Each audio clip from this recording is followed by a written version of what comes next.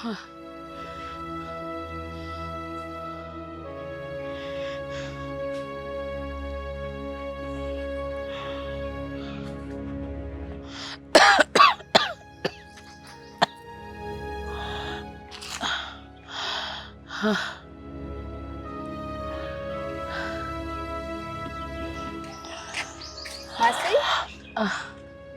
તમે તો પેલા સ્કૂલમાં કામ કરો છો એ જ માસી છો ને?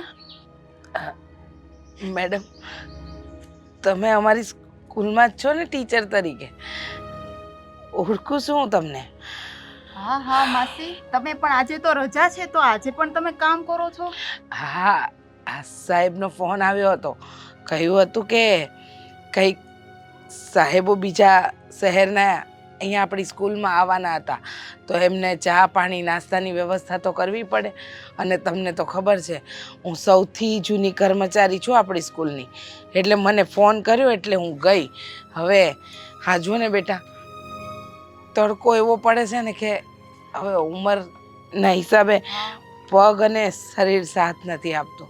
હા માસી, હું છે ને કેટલા દિવસથી આવી રીતે જોઉં છું, એટલે મને થયું કે હું તમારે થોડીક વાત કરું. અને આજે હું બરોબર અહીંથી જાતી હતી ત્યાં તમે આ રીતે અહીંયા બેઠા હતા. કેમ, કાંઈ તકલીફ જેવું છે? ના, તકલીફ કાંઈ નહીં.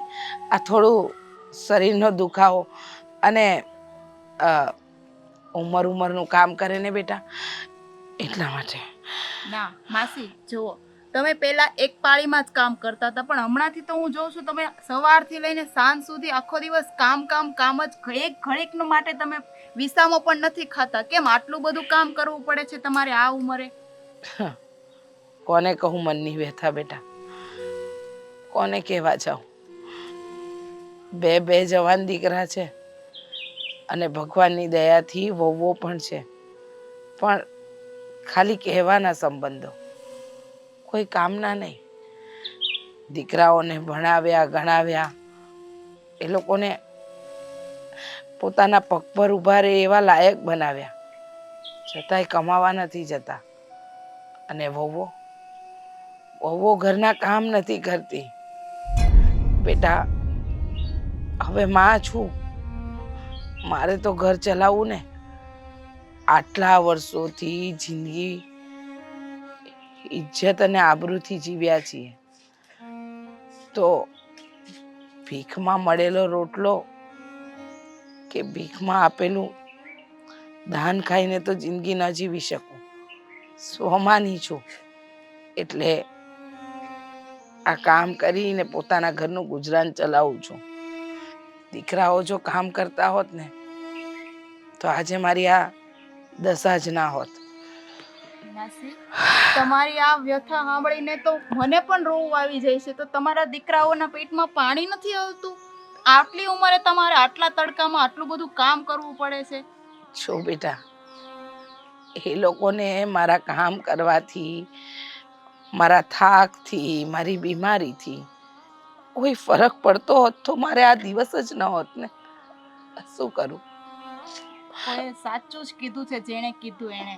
છોરું કછોરું થાય પણ માવતર કમાવતર ન થાય. માથી થાતું ન હોય તો પણ છોકરા માટે આટલા તડકામાં કામ કરીને પાય ભેગી કરે છે. અને છોકરા શું કેવું હવે? બેટા, આ તો બધી નસીબની બલિહારી છે. તમારા કિસ્મતમાં જે લખ્યું હોય ને એ તમારે ભોગવવું પડે. મારા કિસ્મતમાં આવું જ કાંઈક લખ્યું છે. માસી, તબિયત બગડે છે તમારી? કઈ થાય છે તમને? વધારે માસી, વધારે કોઈ છે પણ નહીં, અહીંયા દેખાતું પણ નથી. માસી, માસી, શું થાય છે તમને? માસી, માસી, અરે કોઈ છે? માસી, થાય છે તમને? માસી, અરે કોઈ છે પણ નહીં અહીંયા બાજુમાં. માસી,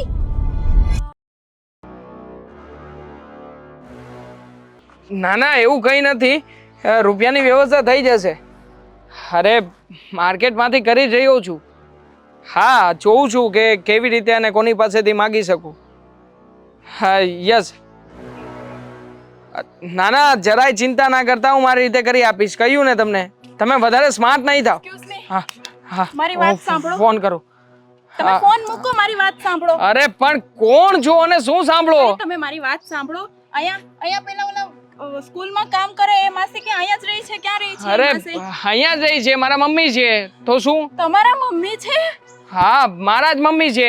અરે કેમ? તો તમે ઊભા છો શું કામ? જલ્દી ચાલો મારી સાથે. અરે પણ શું કામ ચાલું તમારી સાથે? તમારી સાથે ચાલવા માટે કઈ છે? અરે તમે બોલવાનું બંધ કરો. એ માસીને કંઈક થઈ ગયું છે, અમે એને હોસ્પિટલમાં એડમિટ કર્યા છે. જલ્દી ચાલો. તમને કેટલા ફોન લગાવ્યા, તમે ફોન કેમ નથી ઉચકતા? શું ચાલો ચાલો? અહીંયા છો.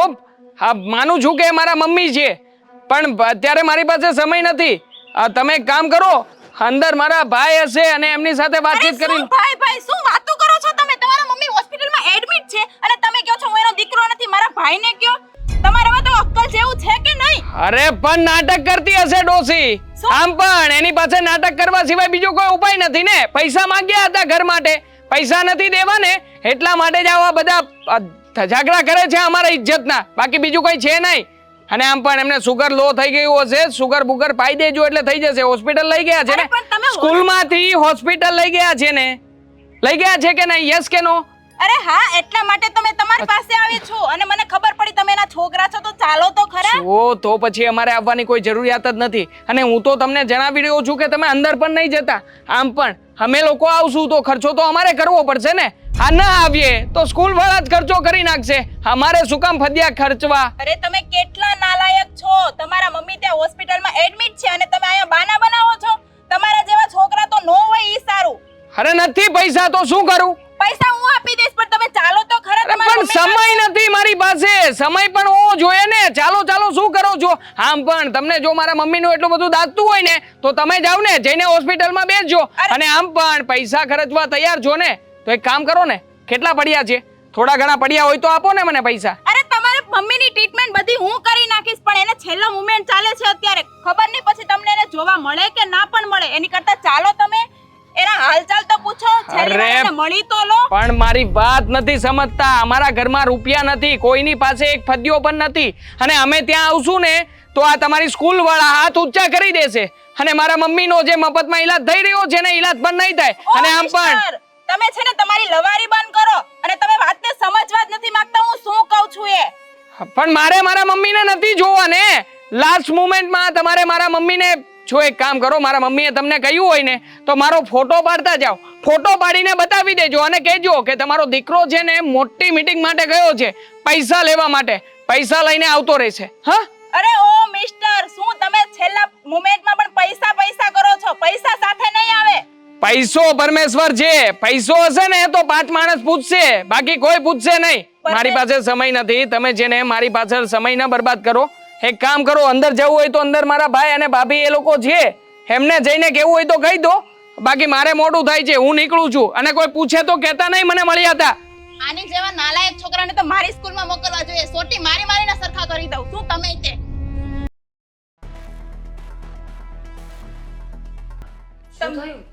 તમે પણ શું થયું? બેસો. શું વાત છે? બેસવાનો ટાઈમ નથી. દીદી જો તમારા ઓલા સ્કૂલમાં કામ કરતા આંટી છે, ઈ તમારા સગા છે ને? મમ્મી છે આમના. તમારા મમ્મી છે? હા, તો બાર તમારો ભાઈ કેટલો નાલાયક છે. મેં કીધું તમારા મમ્મીને હોસ્પિટલમાં એડમિટ કર્યા છે, પણ આવવા તૈયાર નથી ને મને ઘરમાં મોકલી દીધી. બેસો પાછા, બેસો. કાઈ કામ નથી આપણે. બેસો પાછા. અરે શું વાત કરો છો તમે? તમારા મમ્મી હોસ્પિટલમાં એડમિટ છે ને તમને કઈ કામ નથી? થોડું ધીમે બોલો છો. આપણે જ્યારે કોઈના ઘરે જઈએ ને તો શાંતિથી વાત કરાય. મમ્મીને આટલી બધી ચિંતા હોય તો તમે લઈ જાઓ ને.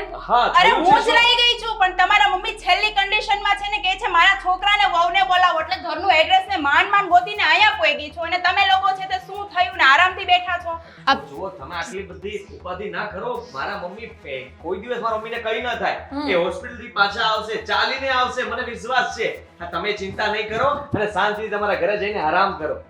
અરે શું ચિંતા નહીં કરો? એક તો તમારા લોકોને કારણે એને આટલી ઉંમરમાં પણ કામ કરવું પડે છે અને તમે લોકો શાંતિથી અહીંયા બેઠા છો.